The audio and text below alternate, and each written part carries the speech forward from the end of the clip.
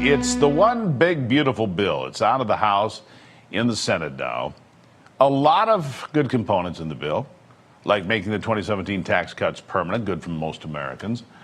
But many Republicans, and me too, concerned with the level of spending that is still in there.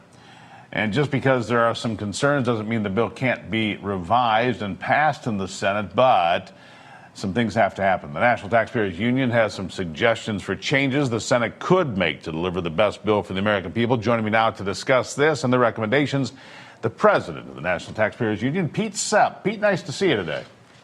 Always great to be here. All right, so look, for example, Ron Johnson, the senator from Wisconsin, has been on the show a couple of times just recently and says he is a no. He cannot support this level of spending, which would add $2 trillion to our debt each of the next 10 years, maybe even more, to take us to about $60 trillion in debt. I agree with him. If that happens, we enter a debt crisis at some point. We're no better than Greece. And when Greece entered their debt crisis here a few years ago, they came in and took anybody that had $1 million or more in savings, they took half, they being the government. And if you don't think that can happen in America, you're kidding yourself. We need to get this spending reduced. How do we do it? Yeah, we certainly do.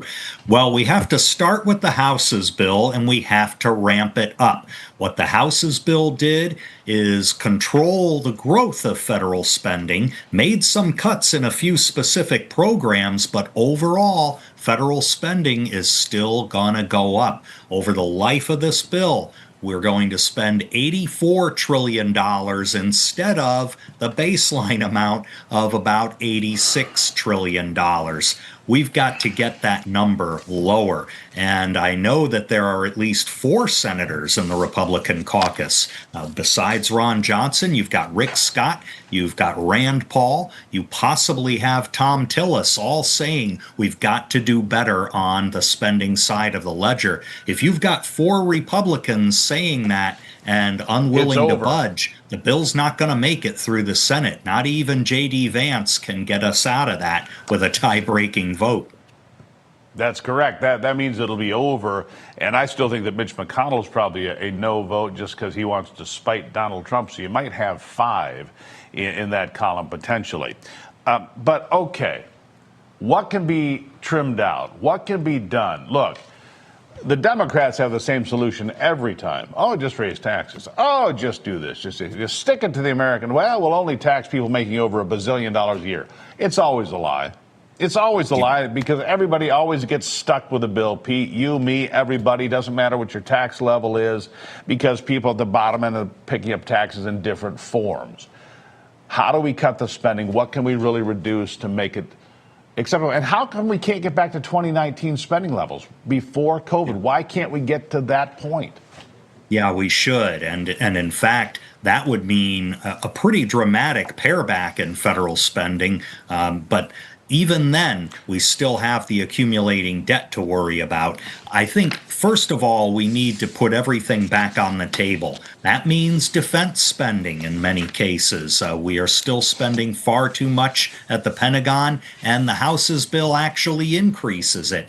We have to look at paring back a lot of the military aid going to foreign countries. We cannot be the nation's military aid bank. We have got to look more closely at clawing back the Infrastructure Investment and Jobs Act money. There's upwards of $100 billion of unobligated funds left over from that bill that President Biden signed. Those are just a few starting points. You make a great point there, Pete. And this is one of the things that irritates a lot of Americans, myself included. You get to the end of a bill, end of a process, end of a fiscal year, and there's $100 million left. Oh, let's hurry and spend it. Why can't these people, for once, say, you know what? It's the working men and women of this country that paid this money, and let's send it back and use it for something else. If we didn't use it, you see what they're using COVID money for splash parks and recreational areas and all sorts of things that have nothing at all to do with COVID, never did. It was abusing the American taxpayer. Real quickly, I'll give you the last word.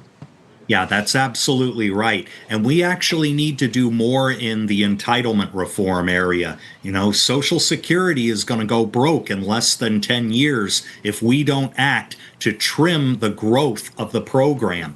That's necessary. Same thing with Medicaid. We're not talking about cutting it, even in the House bill. We're talking Right. about bringing the growth rate to 3%. If we can't do that, Medicaid will not survive, and poor people will really be hurting, aside right. from the Democrats' rhetoric. Exactly right.